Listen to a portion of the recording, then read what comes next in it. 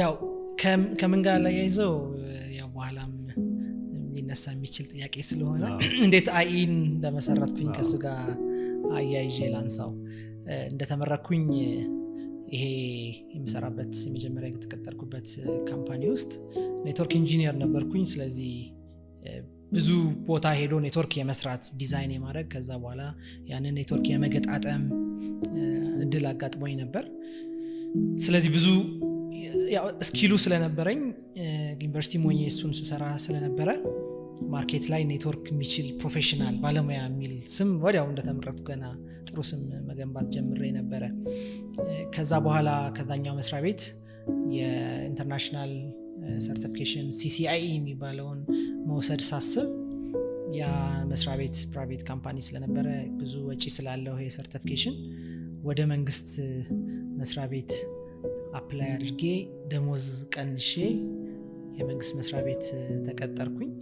በጊዜው ICT ዴቨሎፕመንት ኤጀንሲ የሚባለው አሁን ሚኒስትሪ ኦፍ ኢኖቬሽን የሚባለው መንግስት መስሪያ ቤት ስገባ በቃ ዋናው ፖይንቴም ትሬኒንግ መንግስት በቃ ብዙ ትሬኒንግ ያሰለጥናል፣ ሰዎችን ይልካል። ስለዚህ የትሬኒንግ በጀት አለው መንግስት። እኔም እዛ ትሬኒንግ ማግኘት ፈልጋለሁ፣ ይህን ሰርቲፊኬሽን መውሰድ ፈልጋለሁ። የጽሁፉን ወይም ኳሊፊኬሽን ኤግዛሙን ኦልሬዲ ወስጄ ነበረ።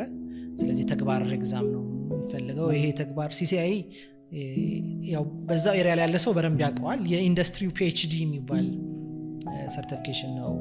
በዓለም ላይ ያ ሰርቲፊኬሽን ያላቸው ሰዎች ቁጥር ዩኒክ ነምበር ይሰጣቸዋል። በጣም ሪስፔክትድ የሆኑ ናቸው። ብዙ ብር የሚከፈላቸው ተፈልገው በጣም ብዙ ብር የሚከፈላቸው ሰዎች ናቸው። ለምን እንደዛ ለምንድን ነው የሆነው? ፕራክቲካል ኤግዛም ነው።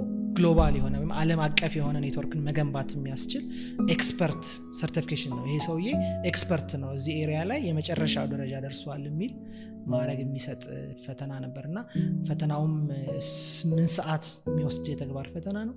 30 ደቂቃ መሀል ላይ ረፍት አለ። ጠቅላላ 8 ሰዓት ተኩል ማለት ነው። ጠዋት ተገብቶ ማታ ነው። ፕራክቲካል ነው። ግሎባል የሆኑ አሜሪካ ውስጥ፣ ዩሮፕ ውስጥ፣ ጃፓን፣ ሚድል ኢስት ያሉ ኔትወርኮች በመገንባት ነው የሚሆነው። በላብ ኤንቫይሮንመንት ውስጥ በሰዓት ማለቅ አለበት። ፓሲንግ ሬቱ ማለፊያው 3% ነው። እሱም በሶስተኛ ጊዜ ነው ሰዎች በአቬሬጅ የሚያልፉት ፈተናውን። 6-7 ወስደው ይወድቃሉ።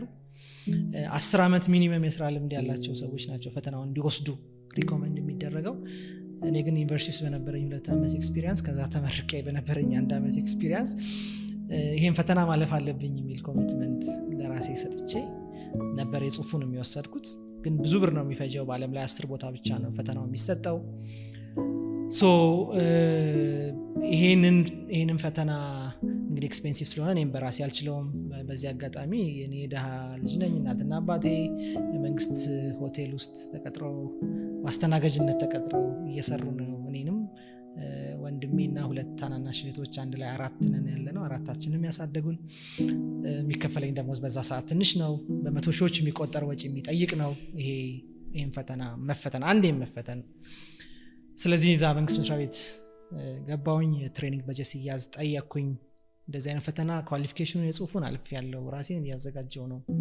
ስለዚህ በጀት ቢያዝልኝ ማለፍ እችላለሁ። ከዛ በኋላ የሚያስፈልገውን ኃላፊነት መንግስት እንግዲህ ሲያስተምር ላስተማረው ደግሞ ይሄን ያህል ዓመት የማገልገል የሚባል ኮሚትመንት ስላለ ያን ኮሚትመንት ለመፈረም ዝግጁ ነኝ ብዬ ጥያቄ ጠየቅኩኝ። ደስም በዛን ማመስገን እፈልጋለሁ። በዛ ጊዜ የነበሩት የመንግስት ኃላፊዎችም የኔን ኢነርጂ እና ኮሚትመንት አይተው ለሁሉም ሰራተኛ ልክ በጀት ሲያዝ እዛ በጀት ውስጥ እንደ አንድ ተሰልጣኝ እንድገባ ሆንኩኝ። ትሬኒንግ ለአንድ 15 ቀን የሚሆን ትሬኒንግ ለንደን ሄጄ ነው የወሰድኩት። እንግዲህ ገና ከዩኒቨርሲቲ ከወጣ 2 ዓመት የሆነኝ ገና በጣም ያንግ ሰው ነበር። ፈተናውን በጊዜው ፈተና በሙሉ ግሎባሊ 10 ቦታ ነው ያለው ብያቸዋለሁ። ፉሊ ቡክድ ሆኖ ስለነበር ያገኘሁት ቶኪዮ ነበረ ክፍተት ያገኘሁት። እንግዲህ ገና ከሀገር የወጣሁበት ኤክስፒሪየንስ ከዩኒቨርሲቲ ከተመረቁ 2 ዓመቴ ነው ብያቸዋለሁ። እና በቃ ቶኪዮ መሄድ አለብኝ አልኩኝ።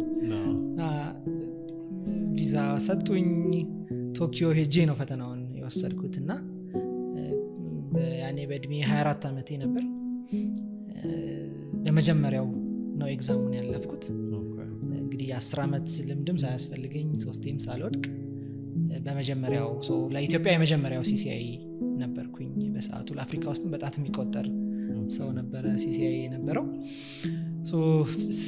ትልቅ አቺቭመንት ነበረ ለኔ በዛ ሰዓት ተመልሼ መጣው ወዲያው እንግዲህ CCI እንደሆንኩኝ ግሎባሊ ብዙ ስራ እድሎች ናቸው ወዲያው የተከፈቱት መንግስት ያወጣልኝን ክፍያ በአንድ ወር ወይ በሁለት ወር ደሞዝ መመለስ የምችልባቸው የስራ ኦፈሮችም ነበሩና ግን የኔ ኢንትረስት ከሀገር ወጥቶ መስራት አለን በዛ ሰዓት የተሰጠኝን ኃላፊነት እንግዲህ ያንን ኮሚትመንት ወስዶ ያስተማረኝን ደሞ አካል ማገልገል ፈልግ ነበር በዛው በመንግስት ደሞዜ ያለው አንድ ኦልሞስት 10 ወር አካባቢ አንድ አመት ኒርሊ አንድ አመት ነው ያሳገለግል የነበረው ግን ምንድነው ጥሩነቱ ቅድም ያልኩት ብዙ ኤክስፖዠር ነበረኝ መጀመሪያ ላይም ገና ግል ድርጅት ይያለው ያን CCI ሲሆን ደግሞ ትልቅ ዜና ነበር በዛው በሴክተሩ ላሉ ሰዎች እንደዚህ አይነት ጩጬ የሆነ ልጅ አምን እንደ CCI የሆነ ልጅ አለ የሚለው ስለዚህ መፈለግ እዚህ ቦታ የሆነ ነገር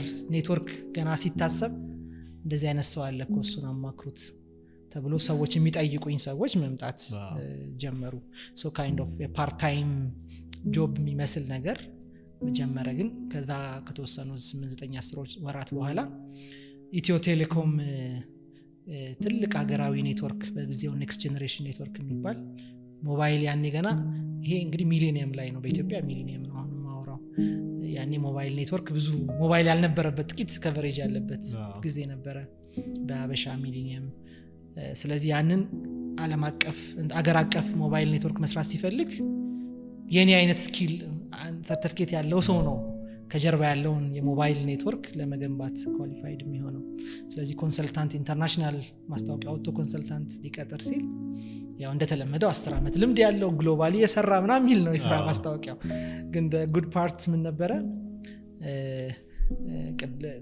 አንድ አባባልም ወዳትን አባባል ላንሳት luck is when opportunity meets preparation ድል ዝግጅትና አጋጣሚዎች ሲገናኙ ነው ሰንበዲ ድለኛ ነው ሂዝ ላኪ ነው ይባላል ግን ዝግጁ ስለሆነ ነው ያን አጋጣሚ መውሰድ የቻለው እኔ በዛ ሰዓት ዝግጅት ስለነበር ያ ኢንተርናሽናል ኮንሰልተንሲ ማስታወቂያ ሲወጣ አንድ ሰው ብቻ ለሚፈልገው ለሶስት ሰው ነው ዳያስፖራዎች ፈረንጆች ምናምን የተወሰኑ ተቀጠሩ ከዛ በኋላ እንዴ ሀገራዊ ኮገና ይሄን ግሎባል የሆነ ሰርቲፊኬት ያለው ሰው አለ እንደ እህት ካምፓኒዎች በሏቸው ኢትዮ ቴሌኮም እና ያኔ ICT ዴቨሎፕመንት ኤጀንሲ በጋራ በቅርበት የሚሰሩ የመንግስት ድርጅቶች ናቸው ስለዚህ እኛ ድርጅት ውስጥ ይሄ ያለ ለምንድነው የማይወዳደረው እዚህ ኮንሰልተንሲ ላይ እስካሟላ ድረስ አመት ነው 10 አመት መቁጠሩ ይቅርና ሰርቲፊኬቱ ያን ያሟላለታል ስራውን ይችላል አይችልም የሚለውን ፕሮሰስ አፕላይ ለምን አያደርግም ተባለ አፕላይ አደረኩኝ ተወዳድሬ ኮንሰልታንት ሆኜ ብዙ ሺህ ዶላር ግን ያው ተመንዝሮ ብር ነው የሚከፈለኝ ግን ስኬሌ ግን በዶላር የሆነ ደሞዝ ኢትዮ ቴሌኮም እንደ ኮንሰልታንት አድርጎ ወሰደኝ ልክ ኢትዮ ቴሌኮም ኮንሰልተንሲ ስራ እየሰራሁኝ ምን ሆነ ቅድም ያልኳችሁ ነገር አለ ኢትዮ ቴሌኮም ኮንሰልታንት ነኝ አማካሪ ነኝ ግን ኢሚግሬሽን ፓስፖርት ሲስተሙ ሲበላሽበት ኔትወርኩ አልሰራ ሲለው ና ተብዬ ከኤርፖርት ምናምን ከክፍለ ሀገር ነው መኪና ተልኮልኝ አስታውሰዋለሁ ኢሚግሬሽን 2 ቀን ፓስፖርት አልሰራ ብሎ ቆሞ ነው ሄጄ በአንድ ሰዓት ውስጥ ነበር የተስተካከለው ኔትወርኩ ለካ ልክ እንደዚህ ገቢዎች የሆነ ነገር ሲፈለግ የሆነ ቦታ ዩኒቨርሲቲ የሆነ ነገር ሲፈለግ ቅዳሜና እሁዶቼም በሙሉ ቡክድ ናቸው ከሰኞ እስከ ዓርብ ስራ አለኝ ማታ ስራዎች አሉኝ ቅዳሜና እሁድ ሰሙዌር ስራ ላይ ነኝ ያለሁት ከኢትዮ ቴሌኮም ኮንሰልተንሲ ከማገኘው ተጨማሪ ደግሞ ገንዘብ ማገኝባቸው ሌሎች ስራዎች ሲመጡ ከዛ በኋላ I don't know እንደሆነ አላስታውቅም ሰዎች ሲከፈለኝ እኔ ያው እንደ ፓርት ታይም ስራ ስሰራ 35% ተቆርጦ ነው የሚከፈልክ ያ የሰራው ስራና ድርጅት እኮ ብታረጋው 2% ነው ዊዞልድ የሚደረግብክ ድርጅት አርጋድ ንግድ ፈቃድ ብታረግ ቲን ነምበር ይኖርሃል በቲን ነምበር 2% ከወጪ ቀሪ ነው አመቱ መጨረሻ ላይ የምትከፍለው ኢሚዲየትሊ 35% ወዲያው አይቆረጥብህም የሚል ሰንበዲ ነው ኦኬ እንደዛ ነገር አለ እንደ በቃ ስለዚህ ለምን ንግድ ፈቃድ ድርጅት አላቋቋምም እና ድርጅት ለማቋቋም ፕሮሰሱንም ጊዜውም የለኝም በጣም ቢዚ ነኝ በዛ ሰዓት ያኔ ነው እንግዲህ ባለቤቴ ሄዳ ሪኳየርመንቱን አውጥታ ጠይቃ መተዳደሪያ መመስረቻ ደንብ ላይ እኔ ጊዜ ስለሌለኝ ስለብላ ስለኔ ፈርማ ስሙንም እንደዛው ፍራሷ ስም አማራጮቹን ፕሮሰስ አድርጋ ቃኢ ኔትወርክ የሚባለው ካምፓኒ በዚህ አይነት አጋጣሚ ነው ያኔም ሲቋቋም እንዳልኩት ፓርት ታይም ለማገኘውን ገንዘብ በ2% ዊዞል እየተደረገ ለሴቭ ኤክስፔንሶች አትሊስት ክሌም ማድረግ እንችልበት ተብሎ ነው የተቋቋመው 1-2 አመትም ከዛ ያለፈ ነገር አልሰራውበትም ቢሮ አልተከራየውም በቃ ሲምፕሊ እኔ የፓርት ታይም እንትኔን ብቻ ሂሳቤን ብቻ ማስተዳድርበት ነበረ ኢትዮ ቴሌኮም ላይ በጣም ብዙ ስራ ስለነበረኝ ራሴን ብዙ ጊዜ እንደ ሌላ ስራ ፈጣሪ አይዲያ ኖሮኝ ቪዥን ኖሮኝ ካምፓኒ ያቋቋምኩ ሰው አይደለሁም በቃ ነገሮች አስገድደውኝ የኔን ስኪል ሰልፍ ኢምፕሎይድ ነው ሆንኩት somehow ስኪሌን የሚፈልጉ ጥያቄዎች ስለበዙ ያንን ነገር ስትራክቸር ለማድረግ ነው ንግድ ፈቃድ ያወጣሁት አጀማመሩ ይሄ ነው አሁን ዛሬ ያለው ታሪክ ሌላ ታሪክ ነው በኋላ መጣበታለሁ አጀማመሩ ግን አክሲደንታል አንትረፕረነር ነኝ በአጋጣሚ ስራ ፈጣሪ የሆንኩ ሰው ነኝ ምናረጋቸው ቅድም የጠየቀውን ጥያቄ ለመመለስ አይ ዛሬ ላይ የሚሰጣቸው አገልግሎቶች በቀላሉ የአንድ ድርጅት የሚሰራውን ስራ በቴክኖሎጂ በማስደገፍ የተቀላጠፈ እንዲሆን ማድረግ ነው ባንክ ጥሩ ምሳሌ ነው ባንክ የዛሬ 10-15 አመት አንድ ብራንች ላይ ከፈትከው አካውንት እዛው ሄደ ብቻ ነው ብር የምታስገባው የምታስወጣ የነበረው አሁን ግን ብራንቾቹ ኔትወርክ ስለሆኑ ኤኒ ብራንች ላይ የትኛውም ቅርንጫፍ ላይ ገንዘብ ማስገባት ማስወጣት ይቻላል ኤቲኤም ላይ ማስገባት ማስወጣት ይቻላል ካርድ ተጠቅመህ ሱፐርማርኬት ዕቃ መግዛት ትችላለህ እነዚህ ነገሮች እርስ በርሳቸው ኔትወርክ ስለሆኑ ነው ኔትወርክ ማለት ጥቅሙ እሱ ነው ሲስተሞች ስናይ ውልና ማስረጃ ሄደን ፕሮሰስ የምናደርግባቸው ሲስተሙ ስላለ ነው ከመጀመሪያው ገብተን ጀምሮ አሻራን ምንድነው ፊርማ ሰተን ቼክ ተደርጎልን ሂሳብ ከፍለን ፎቶ ተነስተን ኢሚግሬሽን ሄደን ኢሚግሬሽን ካያችሁት ፓስፖርት ስታወጡ ከፎቶ ማነሳት ጀምሮ መፈረም የሚለው ፕሮሰስ ያንዳንዷ ነገር ከጀርባው ሶፍትዌር እና ኔትወርክ ስላለ ነው እነዛ ነገሮች ተቀላጥፈው የሚሰጡን ደግሞ ቢሻሻል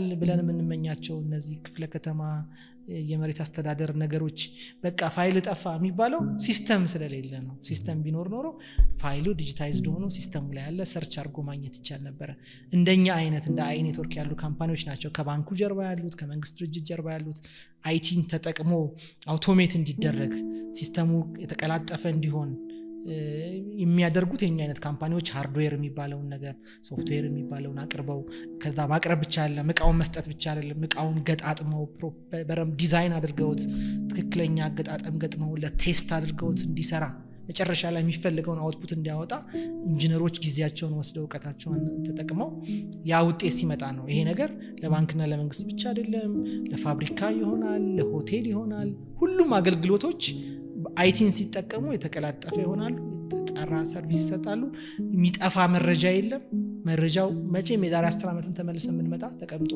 እናገኘዋለን ቶሎ መረጃውን ማውጣት ይቻላል ማሻሻል ይቻላል ከባለፈው ዳታ ተነስቶ ኦኬ እንደዚህ አይነት ነገር ብዙም ያዋጣ ስላልሆነ እንዲናድርገው ለማለትም ዳታው ይቀመጣል ይሄን አይነት የአይቲ አውቶሜሽን እንላቸውን ስራዎች የሚሰራ ካምፓኒ ነው አይ ትክክለኛ ጥያቄ ነው ብዙ ሰዎች ባለሙያ ሆነው ቢዝነስ ይጀምሩና ስታክ ያደርጋሉ አያድጉም ምክንያቱም ጊዜያቸው እዛው ሙያው ላይ ሙያው ራሱ በቃ ጊዜያቸውን ስለሚወስድባቸው እይታቸውም ከሙያ አኳያ ነው ቴክኒሺያንስ ናቸው ያን ስራ ነው የሚሰሩትና ስኬል ማድረግ አይችሉም እኔም እንዳልኩት ሲጀምር 1-2 አመት በቃ ትኩረቴ ሙያው ነው ጊዜውም የለኝ ሐሳቤም እሱ ሙያው ላይ ነው በኋላ ላይ ግን በቃ አትሊስት አንድ ሰው መቅጠር ኖረብኝ የመጀመሪያ እንዲያውም የክላስሜቴን ሃይስኩል እና ኤሌመንተሪ አብረን የተማረ ልጅ ነው የመጀመሪያ እኔና ባለቤቴ ኤምፕሎይ ነምበር 1 እና ነምበር 2 ነን ኤምፕሎይ ነምበር 3 የነበረው እሱ ነበርና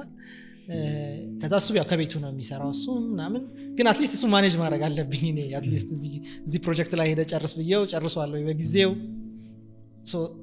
አንዳንዴ አንድም ሰው ሁለት ሰው ማኔጅ ማድረግ ሌላ ስኪል ይፈልጋል የሰው ቢሄቪየር አለ ሰዎች ፐርሰናል ነገር አለባቸው አንተ በፈለከው ታይም ዴሊቨር ላይ ያርጉሻል በምትፈልገው መንገድ ዴሊቨር ላይ ያርጉሻል ከስተመሩ ደግሞ አንተን አምኖ ነው ያን ስራ ይሰጠክ ከዛ ኦኬ በቃ አየሁት እኔ ኢንጂነር ነኝ እኔ ማኔጀር ወይም ሊደር ለመሆን ምንም ስኪሉ የለኝም ስለዚህ የሆነ ጋፕ አለኝ መማር ያለብኝ ትምህርት ቢዝነስ ማኔጅመንት ነው ማስተርስ ኦንላይን ፈልጌ አንድ የአሜሪካ ዩኒቨርሲቲ ካሊፎርኒያ ውስጥ ያለ ኦንላይን የሚሰጥ ትሪደንት ዩኒቨርሲቲ ኢንተርናሽናል የሚባል እዛ አፕላይ አደረኩኝ አክሴፕት አደረጉኝ ኤምቢኤ ሰብስክራይብ አደረኩኝ ከዛ እዛ ትምህርት ላይ ኤችአር ማለት ለካ ሂውማን ሪሶርስ ማኔጅመንት ለካ ሌላ ዓለም ፋይናንስ ይሄ ፋይናንሻል ስቴትመንትስ ባላንስ ሺት ኢንካም ስቴትመንት ካሽ ፍሎ ምናምን አካውንቲንግ ኮርስ ወስጄ አላውቅም እኔ ኢንጂነሪንግ ነው የተማርኩት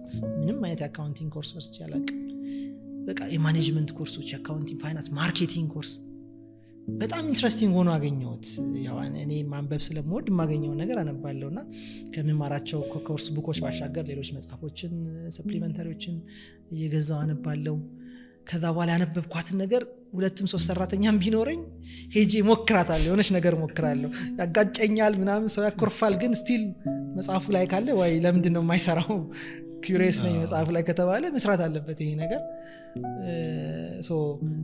እነዛ ነገሮች ኤምቢኤውን ስማር አብሬ ውስጥ ያለውን ነገር ትንሽ የማኔጅመንት ነገር እንዲኖረው የማድረግ ስራ ጀመርኩኝ ኤምቢኤ ግራጁዌት አደረኩኝ ከዛ በጣም ወደ ሊደርሺፕ እየተሳብኩ መጣሁ በቃ የኢትዮ ቴሌኮም ስራ ፕሮጀክቱም ያለቀ ፌዝ 2 ጀመረ ግን ፌዝ 2 ላይ ነው ብዙም አክቲቭ አልነበርኩም ሙሉ በሙሉ አቆምኩና ኦፊስ ተከራየው የመጀመሪያ ኦፊሳችን ወሎ ሰፈር አካባቢ ነበረች ትንሽ የ24 ስኩዌር ሜትር የሆነች ኦፊስ እዛ ውስጥ 5-6 ሰራተኛ አርገን ፕሮፐርሊ ማኔጅ መደረግ አለበት ኦርጋናይዜሽናል ስትራክቸር ሰምበዲ ሴልስ ላይ የሚሰራ ሌላ የሆነ ሰው ደግሞ ኢንጂነሪንግ ላይ የሚሰራ ፋይናንስ ላይ አንድ አካውንታንት በቃ ያን መልክ ካምፓኒ የሚመስል ነገር መፍጠር እዛ ላይ ትክክል አመራር መስጠት ፐርፎርማንስ ማኔጅመንት ያኔ ገና ካምፓኒው ሲጀምር ነው ሰራተኛ ፕላን እንዲያቅድ ዊክሊ ፕላን የሚባል እንዲያወጣ ከዛ በኋላ መጨረሻ ላይ አርብ ላይ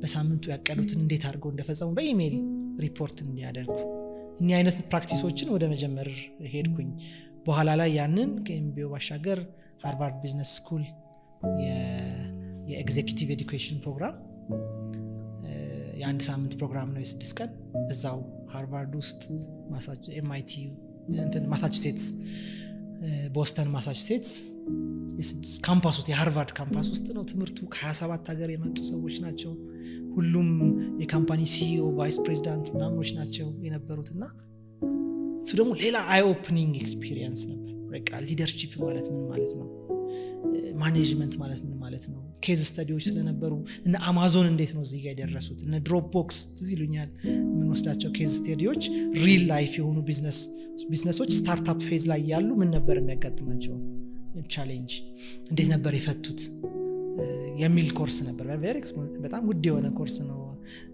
ግን እኔ እውቀት ላይ ኢንቨስት አደርጋለሁና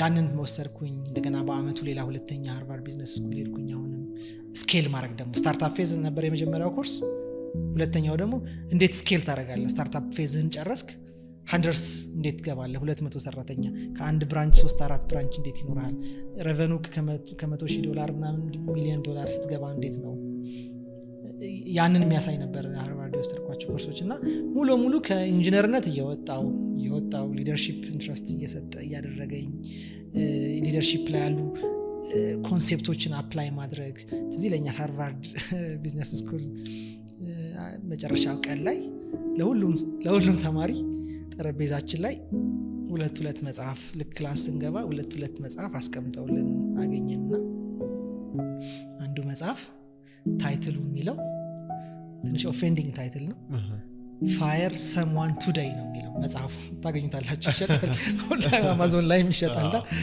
ፋየር ሰምዋን ቱዴይ ነው የሚለው መጽሐፉ የሚያወራው እንዴት ሰራተኛ ማባረር እንዳለብህ I'm talking about እንግዲህ ሃርቫርድ ቢዝነስ ስኩል ኤግዜኪቲቭ ኤዱኬሽን ነው ሲያስተምሩ በቃ ግልጽ ነው የሚነግሩ በቃ ሰምበዲ በትክክል ካልሰራ ማባረር አለበት በተቻለ መጠን እንዲያው በቃ አንድ ማደግ ያደገ ያለ ካምፓኒ የማባረር ካልቸር ያስፈልገዋል በቃ ካምፓኒው በፋውንደሩ ቪዥን እንዲቀጥል ካስፈለገ ይሄ ባጌጅ የሚሆኑትን የሚጎትቱትን ነገሮች እያራገፈ ነው መሄድ ያለበት አብሮት ከፋውንደሩና ጋር አብሮ የሚሄደውን ይዞ እየያዘ ወደ ኋላ የሚጎተውን ግን በቃ በድሮ ሜንታሊቲ ያለ ካለ ግን ለምን ኮፋውንደር አይሆንም? በቃ ዛት ሌቨል ነው የሚሄደው መጽሐፉ።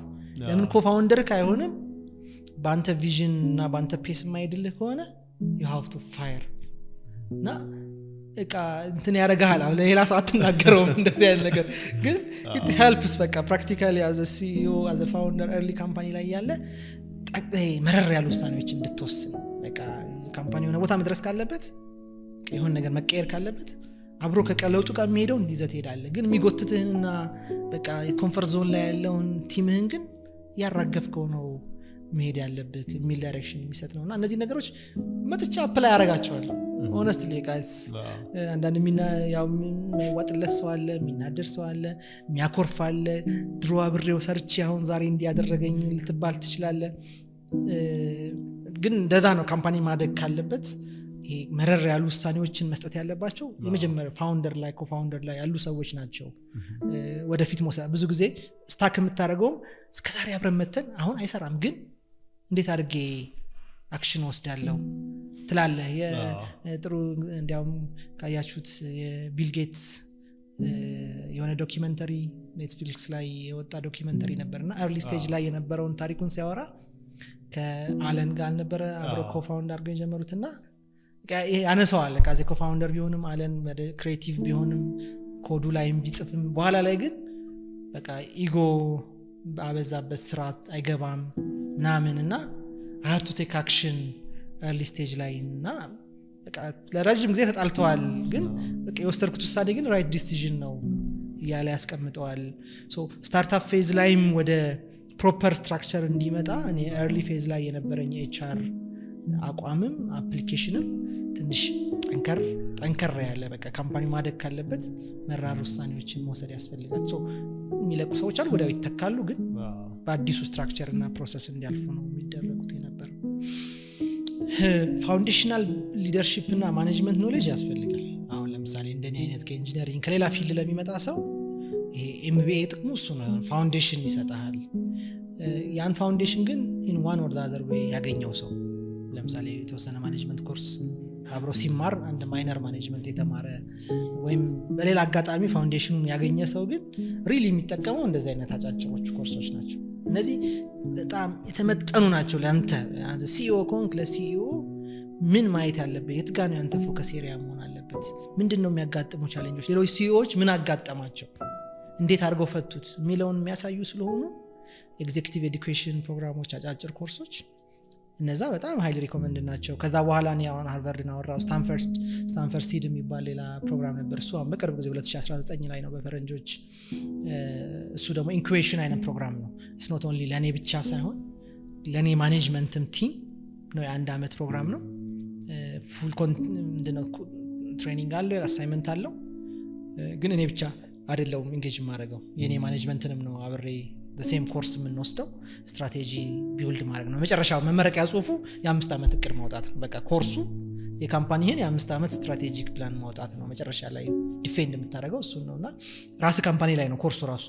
ማርኬቲንግ ከተማርክ ኬዝ የምታቀርበው አይ ኔትወርክ ውስጥ እንዴት አድርገን ማርኬቲንግ እንደምንሰራ እንዴት አድርገን እናሻሽለዋለን እንጂ ሌላ እንደ ሃርቫርድ ኮርሶች ስለሌሎች ካምፓኒዎች አይደለም የሚያስተምሩ የራስህ ካምፓኒ ውስጥ ሶ ትምህርት ፕላስ ኮንሰልተንሲ ልንለው እንችላለን። ኮች አላቸው። ኢቭን አሁን የኔክስት ይር ፕሮግራሙ ሴሽን አላቸው ያስተዋወቁ ነውና እኔ አንተርፕረነር የሆኑ በተለይ ስታርታፕ ስሞል ኤንድ ሚዲየም ቢዝነስ ላይ ኤስኤምቢ ያሉ ሰዎች ያንን ኮርስ ቢሳተፉ የሚያገኙት ጥቅም በቃላት አይለካም። በቃ ሪሊ ቢዝነስን እንዴት ትራንስፎርም ታደርጋለህ። ፕሮግራሙ ራሱ ስታንፈርድ ትራንስፎርሜሽን ፕሮግራም ነው የሚለው ኤስቲፒ ነው የሚለው። ሶ ትራንስፎርም እንድታረግ ከሆነ ፌዝ ወደ ሌላ ፌዝ እንድትሄድ ነው የሚያደርገው። እኔ እስከ ስታንፈርድ ኮርስ እስኮርስ ድረስ የስ ወደ ማኔጅመንት ገብቻለሁ፣ ግን ራሴን የማየው ፌዜ ቴክኒካል ማኔጀር ነበርኩኝ።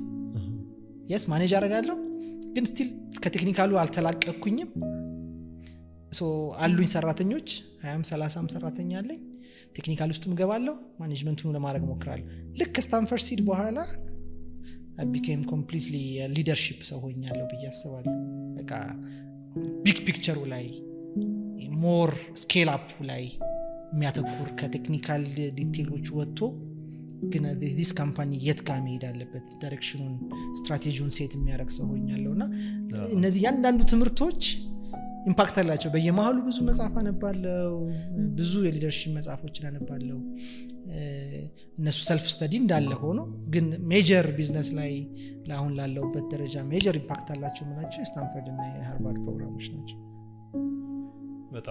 በጣም ጥሩ አይ ቲንክ በትምህርት ያነሳናቸው ነገሮች አሉ። ስራ ላይ ደግሞ ስትገባ ይሆን እንዳውም እኛ ሀገር አባባል ረስቼዋለሁ። አንድም ከምንድነው አንድ ዋብለህ ነው አንድ አብለህ ነው አንድ ዋብለህ ነው የምትማረው። ብቻ የሆነ በቻሌንጅ ደግሞ ስራ ላይ ገብተህ የምትማራቸው ብዙ ነገሮች ይኖራሉ። it could be industry specific or overall ደግሞ እንደ leadership እንደ marketing business ላይ ጊዜ የሚያመጣቸው ቻሌንጆች ይኖራሉ። ለምሳሌ የእናንተን ላይ ሆን ይችላል ግን አንዳንድ ቢዝነሶች ኮቪድ ኦፖርቹኒቲ የሆነባቸው ኮቪድ ደግሞ ቻሌንጅ የሆነባቸው ድርጅቶች ይኖራሉና በዚህ ኢንተርቪው ጉዞ ውስጥ ከቻሌንጅ የተማርክባቸው ሼር የምታደርገን ካፕል ኦፍ ስቶሪስ ቢኖር ደስ ይለኛል።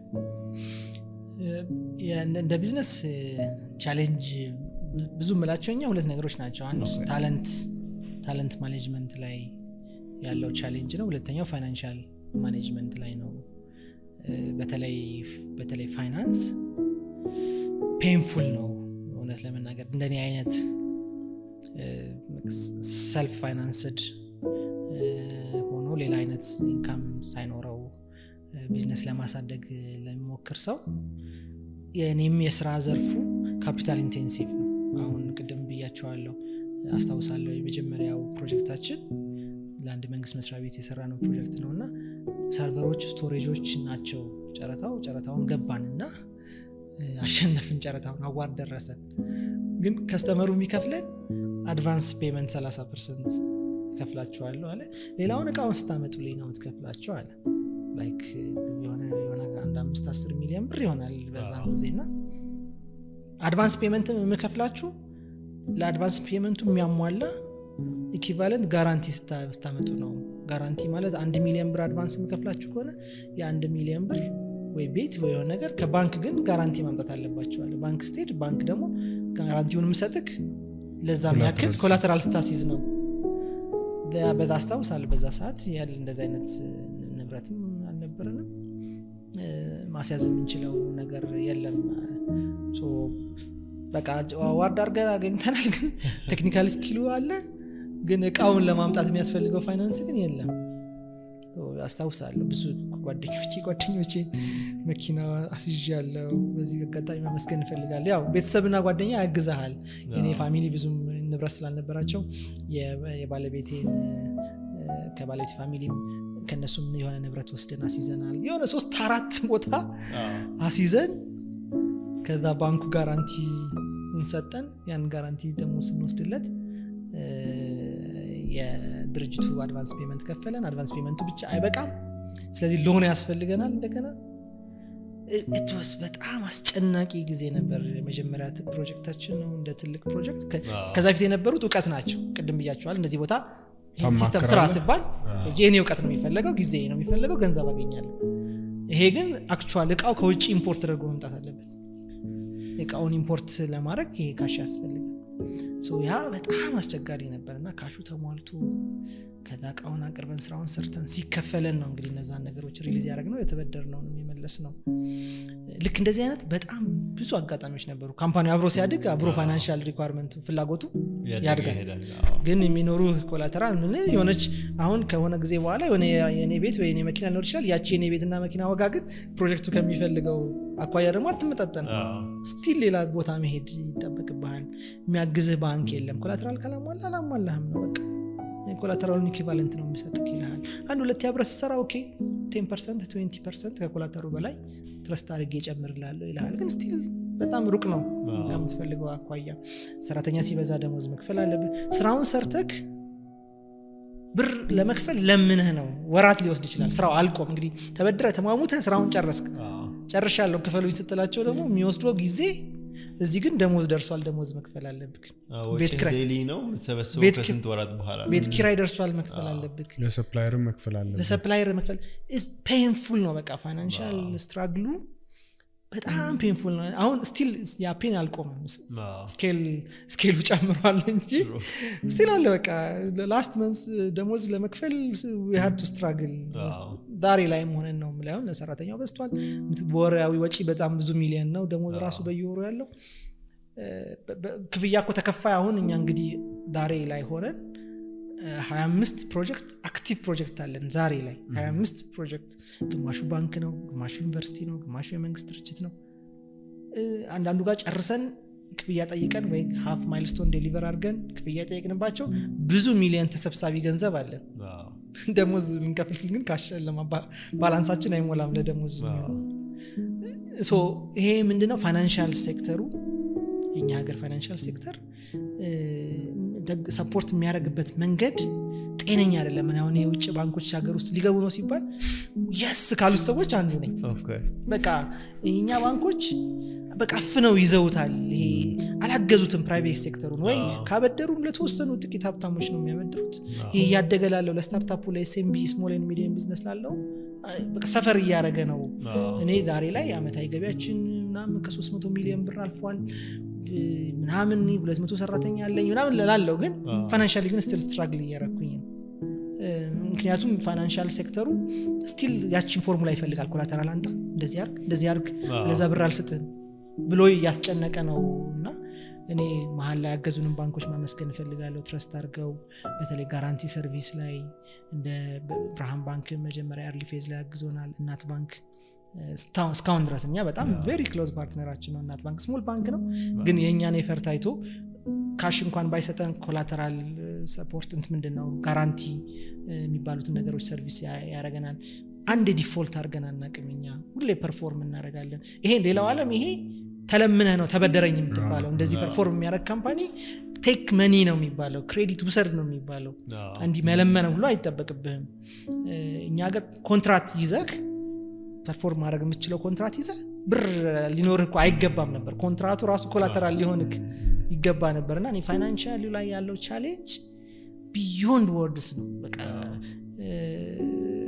ስትራግል ማድረግ የሌለባቸው እንደኛ አይነት እንኳን 15 አመት ኤክስፒሪየንስ ፕሩቭን የሆነ ኤክስፒሪየንስ ሬፑቴሽን ቢልድ አድርገህ ፋይናንሻሊ ደሞዝ ለመክፈል ካሽ አይበቃኝም ልትል አይገባም ነገር ሌላ ሴክተር እኛ ዳይቨርሲፋይ አላደረግንም ፖርትፎሊዮዎች ሌላ ኤክስፖርት ውስጥ አልገባንም ሌላ ቢዝነስ አልገባንም ፎከስ ሰርተን አላከራየንም the whole company finance መልሶ ካምፓኒውን እያሳደገ ያለ ካምፓኒ ነው ቪዚብል ነው ኦዲትድ ስቴትመንታችን ፋይናንሻል ፍሎአችን ፎከስድ ነው እንደዛም ሆኖ ግን ትንሽ ኤክስትራ ማይል ሄዶ ማገዝ የሚፈልገው ባንክ ብዙ አታገኝም ሴክተሩ ላይና እኔ ትልቁ ፔን ፋይናንሻል ሴክተራችን ለፕራይቬት ሴክተር ለሚያድጉት ፕራይቬት ካምፓኒዎች የሚያግዝ አይደለም ሁለተኛ ያስደሰተኝ ነገር አሁን ያለው ፕሮግረስ እንግዲህ ፍጻሜውን ያሳምረው እንጂ ስቶክ ማርኬት መምጣት በቃ ስቶክ ማርኬት እንግዲህ ሊጀምር ነው ኦቶሪቲው ተቋቁሟል ስቶክ ኤክስቼንጁ ተቋቁሟል በጉጉት ነው በቃ አይ የዘጋጀን ያለ ነው መጀመሪያ ሊስትድ ለመሆን ከሚሆኑት ካምፓኒዎች አንዱ ለመሆን ራሳችን እያዘጋጀን ነው በቃ ስቶክ ማርኬትም አንዱ ፋይናንሻል ችግርን ያግዘናል መፍትሄ መስጣት ይችላል ሰዎች ብራንድህን ትረስት አድርገው ሼር ሲገዙክ ካፒታል አገኘህ ማለት ነው ኢኩዊቲ ያገኘህ ማለት ነው ያ ይሄ የኮላተራል ካለኝ መንቀሳቀስ አልችልም የሚለውን ነገር ያጠፋልሃል ፕሮፐር ስትራክቸር እስካለ ድረስ ፕሮፐር ዲስክሎዠር ፋይናንሻል ፍሎ እስካለ ድረስ ፐብሊክ ካምፓኒ መሆን ብዙ ፋይናንሻል አድቫንቴጅ ይዞልን ይመጣልና እነዚህ ነገሮች ናቸው በኋላ ላይ የሚያሻሽሉት እንጂ እስከዛሬ ድረስ ያለው መንገድ ፋይናንሻል ቻሌንጁ ተዘርዝሮ አያበቃም በቃ ያንዳንዱ ኤክስፒሪየንስ ፔንፉል ኤክስፒሪየንስ ነው እንደዛ ደክመህ ደግሞ ዴሊቨር ስታደርግ አዘገየህ ተብሎ ደግሞ ይቀንስብሃል ከስተመሩ with all these challenges understand ላይ አረገ ሲገባ በቃ እቺን ያህል ቀን አዘግይተሃል liquidation damage ብሎ ካልኩሌት አድርጎ ይሄን ያህል ብር ቀንስብሃል በቃ አተረፍኩ የምትሏትን ገንዘብ ደግሞ መልሶ ይወስድብሃልና ይሁን አይዲያል የመሆን ነገር በአገሪቷ ውስጥ ብዙ አይነት ቻሌንጆች ያሉ እየታወቀ ዶላር ለማግኘት ከባድ ነው ፋይናንስ ሶርስ ለማግኘት ከባድ ነው አንስቴቢሊቲው የሚፈጥረው ነገር አለ እሱ ዲሌይ ይፈጥርብሃል እንደዛ ሆነህም ዴሊቨር ስታደርግ ደግሞ ከስተመሩ ልክ እንደ አይዲያል ሲቹዌሽን በ60 ቀን ብዬ ነበር በ70 ቀን ያመጣው የ10 ቀን ሊኩዊዴሽን ዳሜጅ ቀንስብሃለሁ ትባላለህና ዲስከሬጂንግ ነው እንደ አንተርፕረነር ሆነክ ከመሬት ተነስተክ ትልቅ ደረጃ ለመድረስ እዚህ ሀገር ብዙ ነገሮች ዲስከሬጂንግ ናቸው በዛ ውስጥ ነው እንግዲህ አልፈንኛ እዚህ ያለ ነው አሁን ይቻላል መቻል ይቻላል ግን ይሄ ህመም ሊኖር አይገባም ነበር በቃ ይሄን ህመም ማስወገድ ይቻል ነበር ብዙ ሰዎች ሰክሲድ ማድረግ ይችሉ ነበር እቺ ሀገር ከዚህ የበለጠ ማደግ ትችል ነበር ግን ህመም የሚጨምሩ አሰራሮች በየቦታው አሉ እነዛን አሰራሮች ከመንግስት ማቋያ ፋይናንሻል ሴክተሩ እነዛን አሰራሮችን ያሻሻለ ሲመጣ ነው እንደኛ አይነት ካምፓኒዎች ከኦፖርቹኒቲዎቹን በደንብ እየተጠቀሙ ማደግ የሚችል እሺ እኔ ሁሌ ተማሪ መሆን ነው በቃ ለኔ ትራት በቤስ ከዛሬ ተማርኩት ሁሌ ማላቀው ነገር አለ ዛሬ መማር እችላለሁ ዛሬኛ ዲስከስ እናደርግ እኔ ብዙ ነገር ማራለሁ በራሴ ቁጭ ብዬ ቅድም እየጠየቅኩ ነበር ቅድም ብሎታልና አሁን ስለ ኮፊ ምናምን የሆኑ ነገሮች ወስጃለሁ እንግዲህ ሶ በቃ በብዙ ነገር መማር ይቻላል ከዛ ተምረህ ደግሞ ኢምፕሩቭ ማድረግ ይቻላል በቃ ዛሬ ትናንት ከነበርከው አንድ አባባል አለ ኮምፒት ማድረግ ያለብህ ከሌላ ሰው ጋር ሳይሆን ከትናንቱ ማንነት ጋር ነው ትናንት ከነበረው መርድ ጋር ዛሬ በምን ተሽያለሁ እንዴት ነው መሻል የምችለው በሁሉም አስፔክት በሪሌሽንሺፕ በቢዝነስ በአስተሳሰብ ነገሮችን ማይበት ፐርስፔክቲቭ እነዚህ ነገሮች መሻሻል ይችላሉ በቃ የሆነ ቦታ ላይ ሰው ኢጎስቲክ ሆነና ኢጎ ኢዝ ዘ ኢነሚ የሚል መጽሐፍ አለ ከኮር ቫልዩዎቻችን አንዱ ነው ኢጎ ኢዝ ዘ ኢነሚ እና የሌለ ያላዳረስከው መጽሐፍ ሳይሆን ያለው ነገር ላይ ሶ ኢጎ ግን በጣም ኢጎ ሁሉም ሰው ኢጎ አለው ግን ኢጎ በኮንትሮል ካረገህና በቃ እኔ ነኝ አዋቂ ከኔ በላይ እኔ ሁሌ ትክክል ነኝ ብለህ ምትል ከሆነ አትማርም በቃ ገና ነኝ ይቀረኛል በዚህ ጋር አላየሁት ነገር አለ ትናንት በዚህ አፕሮች ሄድኩበት ትናንትና ትክክል ነኝ ብዬ አስቤ ያደረኩት ነገር ዛሬ ኢቫሉዌት ሳደርገው ለካ በተሻለ መልክ ማድረግ እችል ነበር እንዲህ ባደረገው ኖሮ እኮ የተሻለ ውጤት ያመጣ ነበር ምላቸው ብዙ ነገሮች አሉና ኤቭሪዴይ አንዳንዴ እላቸዋለሁ የዛሬ 5 ዓመት የነበረው መርድና ዛሬ ማኔጅ የሚያደርጋችሁ መርድ በጣም ይለያያላችኋለሁ ሰራተኞች ራሱ ያን በቃ አንዳንዴ ያኔ ልክ ነኝ ብዬ ፑሽ ያደረኳቸው ነገሮች ዛሬ ሳስባቸው ቱማች አንዳንዴ የሆኑ ነገሮች አሉ በመማሪያ ያሻሻልኳቸው ነገሮች ስለዚህ ፊክስድ መሆን የለበትም ሰው ግሮዝ ማይንድ ሴት ያስፈልገዋል ነገ ከነገ ወዲያ የተሻለ ሰው መሆን ይችላል ብሎ ዛሬ ላይ ራሱ ላይ መስራት ያስፈልገዋል እኔ ሰው በኮንቲኒየስ ኢምፕሩቭመንት ካመነ መሻሻል ይችላል ብሎ ማመን ከቻለ መሻሻል ይቻላል የኔ ህይወት እኔ ዛሬ ያለውበትን ነገር የዛሬ 15 ዓመት ኢማጂን አድርጋል ብትሉ በፍጹም አላደረኩትም ያን ያህል ቪዥነሪ መሆን ግዴታ አይደለም በቃ ይሄ ቦልድ ቪዥን ካለው ሰየው መጥፎ ነው ያልኩ አይደለም ያላቸው ሰዎች ቪዥን ኖሯቸው ትልቅ ስራ ዓለምን ለመቀየር የሚሰሩ ሰዎች ወልደን ኪፕ ኢት አፕ ሁሉም ሰው ግን እንደዛ መሆን ግዴታ የለበትም በቃ አትሊስት ግን ከትናንት የተሻለ ሰው ዛሬ መሆን አለብኝ ብሎ ምን ማመን አለበት ሁሉም ሰው በቃ የተሻለ በጣም ማይክሮ ናኖ ሌቨል የሆነ ኢምፕሩቭመንት ሊሆን ይችላል ግን ኮንቲኒየስ ኢምፕሩቭመንት ፓዝ ላይ ነው መሆን ያለበት ሰው መቆም የለበት በእውቀት በማዳመጥ በማየት በመፈተሽ በቃ ራሱን ለማሻሻል ከትናንት የተሻለ ነገር ትንሽዬም ብትሆን ነገሮች ለማድረግ ራሱ ላይ መስራት አለበት እንደዛ ከሆነ ያ ሩቅ የሚመስል ትልቅ ታርጌት